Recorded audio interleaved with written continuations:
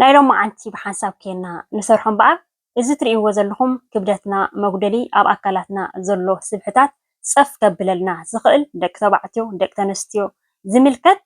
ብፍላይ ከዓ ሰላም ሓፍትና ንሕናስ ዝገበርና ተገበርና ክብደትና ክንቅንስ ኣይንኽእልን ኢልኩም ንትሓቱ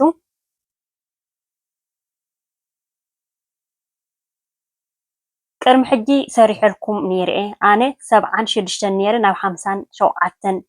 ዝወረድኩሉ ማለት እዩ ሕጂ ከዓ ንምንታይ ይሰርሑ ኣለኹ ንእሽተይ ወሲኸ ኣለኹ ነተን ወሲኸየን ዘለኹ መጥፊኢ ብተን ዘይረኣኹን ከዓ ነዚ ሪኢኹም ከዓ ተባቢዕኹም ከዓ ፅቡቅ ዝኾነ ቅርፂ ከዓ ወኒንኩም ንክትከዱ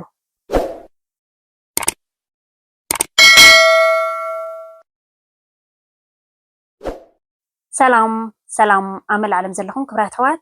ሰላም እግዚኣብሔር ምሳኹም ይኹን ናይሎም ማዓንቲ ሒዘልኩም መፅየ ዘለኹም በኣር ክትፈትዎ ተስፋ እንዳገበርኩ ቅድሚ ናኦም ግን እቶም ሓደሽኣት ዘለኹም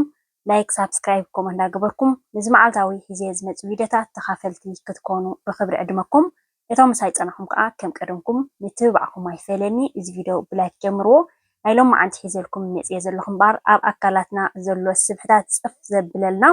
ንደቂ ተንስትዮን ደቂ ተባዕትዮ ትምልከት ናይ ክብደትና መቐነሲ ብፅሟቅ ጌርና ኢና ክንሰርሕ ማለት እዩ ከምዚ ትርእይዎ ዘለኹም ንእሽተይ ክብደት ወሲኸ ኣለኹ ኢለኩም ቀኒ ነይረ ብዝሓለፈ ማለት እዩ ቅድሚ 2 ሰሙን 3 ሰሙን ዝኾንካ ኣመጋግባይ ከዓ ብጣዕሚ ከስተኻኸለ ቀኒ ሓሳብ ኮይና ከምኡ ክንገብር ከም ዘለና እውን ቪድዮታት ሰሪሐልኩም ነይረ ሕጂ ከዓ ዝስተ ከዓ ሒዘልኩም መፅየ ኣለኹም ን12 መዓልቲ ንሓደ ሰሙን ንወስዶ ሒዘልኩም መፅየ ዘለኹ ማለት እዩ ሰላም ሓፍትና ጅም ከትገብር ዲኺ ስፖርት ገብሪ ዲኺ ወይስ ብዝስተ ጥራይ ኢኹ ኢልኩም ነርኩም ቅድሚ ሕጂ ማለት እዩ ቅድሚ ሕጂ እውን ሰሪሐልኩም ነይረ ካብ 76 ናብ 58 ሚዛነይ ቀኒሰ ኢለኩም ነይረ ማለት እዩ ሕጂ ብኣመጋግባና ጌርና ስሩዕ ኣመጋግባ እንዳገበርና ዝስተ ዝተወሲድና ከዓ ብጣዕሚ ሰሙን ምስ ወሰድናዮ እቲ ከብድና ፍኹስ ይዝብል በቃ ብልዕ እዩ ዘብሎ ስለዚ መጀመርያ እንታይ ተጠቂመ ኣለኹ ኣብዚ ሳላሪ ተጠቂመ ዘለኹ ማለት እዩ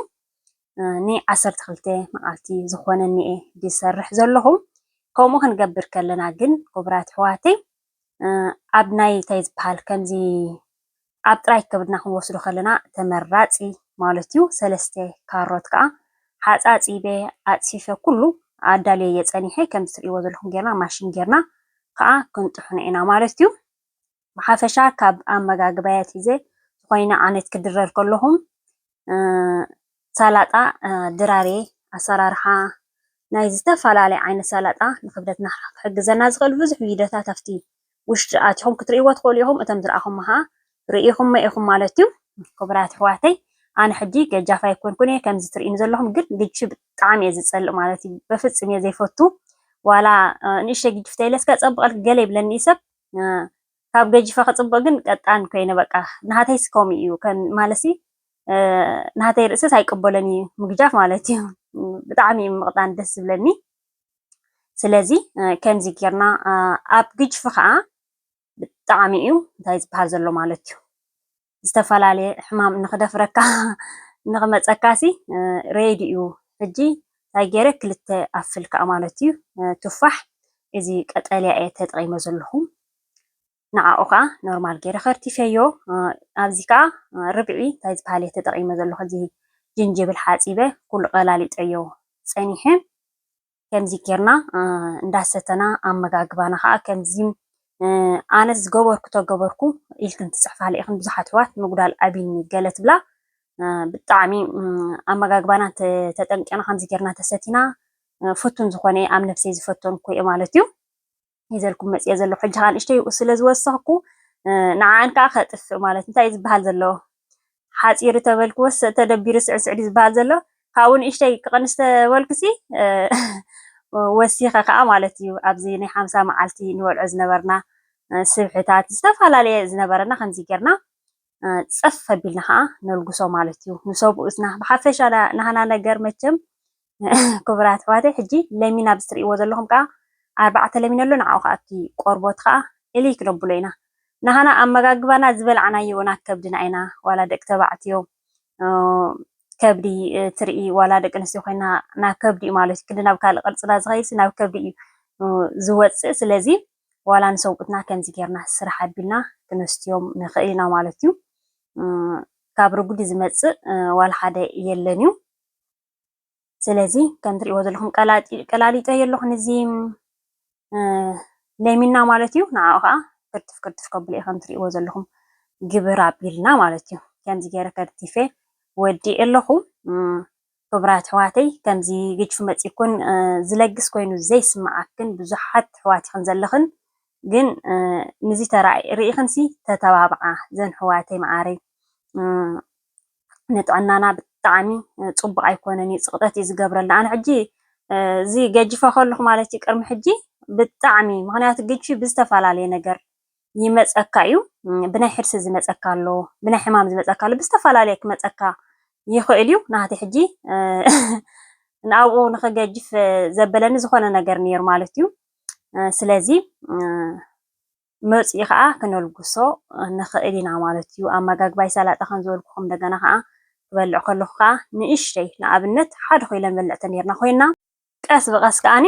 900 ግራም 800 ግራም ክሳብ 500 ግራም ናብ ፍርቂ ኪሎ በቃ እቲ ተርሽምናሲ ክቕንስ ክሓስብ እየ ክንብል ከለና ታብያ ትንበልዓላ ዝነበርና ከማን ክንቅይራ ኣለና ካብ ኣንእስ ዝበለት እናገበርና ነንእሽተይ እንዳገበርና ካብ ጠሚና ውዒልና ኣብኡ ከለና ብዛሕ ኣቢልና ንበልዕ እውን እቲ ቀንዲ ከዓ ድራር ማለት ድራር ምሳሕ ፅቡቅ ጌርና ተተመሲሕና ድራር በቃ ንእሽተይ ነገር ፎኩስ ነገር ብእዋኑ ከዓ እንተበልዓና ተመራፂ ማለት እዩ ቀንዲ ክብደት ዘምፀልና ከዓ ናይ ድራር እዩ ማለት እዩ ምክንያቱ ብላዕ ኣቢልካ ስለትዕርፍ ቀትሪ ዝበልዓካዮ ግን ሕቑቕ እዩ ዝውዕለልካ ሓፈሻ ናተይ ዘሎ ፕሮግራመይ ሰላጣታት እንዳተመገብኩ ቀትሪ ከዓ ንእሽተይ በቃ እንዳተመሳሕኩ ቁርሲ ካንስል እዩ እንጂ ከምኡ እንዳገበርኩ እንደገና ከዓ ምንቅስቃስ ከዓ ይንቀሳቀስ እየ ኣብ መዓልቲ ሓንቲ ሰዓት ብእግረይ ገይረ ይኸይድ እየ ኣብ ሰሙን ሓደ ግዜ ኣብ ሰሙን 2 ግዜ ከዓ ንእሽተይ ይጎይብ እንደገና ከዓ 2 ሰዓት ከዓ ብእግረይ ከዓ ይዛወር እየ ማለት እዩ ከምዚ ንገብር ተኮይና ብጣዕሚ ከዓ ሓጋዝ እዩ ማለት እዩ ካብ ኣመጋግባና ኣብ ገዛ ሕጂ ንእሽተይ ምንቅስቃስ ተጌርና ከዓ ከምዚ ናይ ከብዲ ገለ ከዓ ገለ ዓይነት ሕጂ ኩሉ ከም ትሪእዎ ዘለኹም ገይረ ኣፅፊፈ ኣለኹ እንዳደጋጎም ከዓ በዚ መንፊት እንዳገበርኩም ንእሽተይ ሕልፍ ስለ ዝብሎ ከም ትሪእዎ ዘለኹም ጌርና ክነብሎ ኢና ኣብዚኣ መትሓዚና ኣዳሊና ኣለና ኩሉ ሓፃፂበ ሬዲ ገይረዮ ፀኒሕ ኣለኹ ነቲ መስተይ ማለት እዩ ዋላ እንታይ ዝበሃል እዩ ሓጢኣት ዘረባ ርጉድ ፀሊአ እየ እንተይልካ ዋላ ሰብ ከማ እንታይ ዳ ረጉድ ይብለካ እንተቀጢንካ እውን እንታይ ዳ ቀጢንኪ እንታይ ዳ ኮንኪ ክገለ ሕጂ ንዓይ ዋ ሰላም እንታይ ዳ ቀጢንኪ ዋ ንሓንዲ ከዳ ገለገለ ኢልክ እንተ ሓታ ንበኣካል ኣሕዋት ማለት እዩ ብዙሕ ፃዕርታት እየ ዝገብረሉ ንክቐጥል ረጉድ ክብለኒ ከሎ እዩ ሰብ ዝሓርቕ እምበር ቀጢንክ ተይልኒ መቸም ሕጉስቲ እየ ብከምዚ ምክንያት ከዓ እንዳፃዓርኩ ንክቐጥል ዝደሊ ማለት እዩ ከም ትሪእዎ ዘለኹም ምልእ ኣቢለይ ኣለኹ መክደን ጌርና ከዓ ክንዕሽጎ ኢና እቲ ናሃት መክደን ከምዚ ናሃቱ ምዕሸግ ኣሎ ቃዕ ዝብለቁ ከሎ ከምዚ ዝውር ኣቢልና ይኮና ናዓፁ እቲ ፍሪጅና ከዓ 2 ወሊዕና ተፀኒሕና 2 ፈርቃን ግብር ኣቢልና ንእሽተይ ሓይሊ ወሲኽና ክሳብ 12 መዓልቲ ከዓ ንሰትዮ ሕጂ እምበር ሓንቲ ክንጥዕም ኢና